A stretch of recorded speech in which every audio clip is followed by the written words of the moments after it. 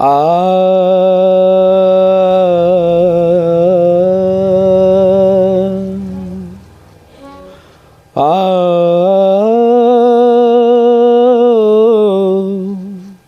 एगो गज़ल बा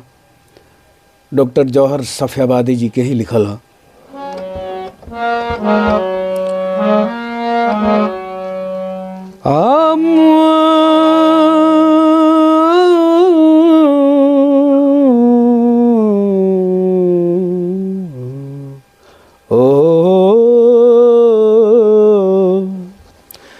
कि हम का जानी जुलाब हो जाई, हम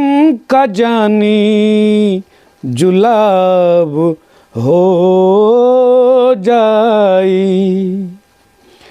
रूपुन कर किताब हो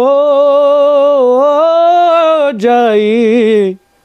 हम का जानी जुलाब हो जाई, हम का जानी जुलाब हो जाई, रूपुन कर किताब हो जाई, हम का जानी जुलाब हो जाई, मुख से पर्दा उठाई जानी अपने, मुख से पर्दा उठाई जान अपने, काहे पानी पानी गुलाब हो जाए, ये गुलाब भी पानी पानी हो जाए। तारे तरह चंद्रमुखी जैसा चेहरा बा, तारा चेहरा के देख के गुलाब भी पानी पानी हो जाए, पानी पानी गुलाब हो जाए, हम का जानी जुलाब हो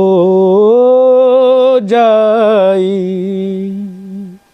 हम का जानी जुलाब हो जाए, हम का जानी जुलाब हो जाए।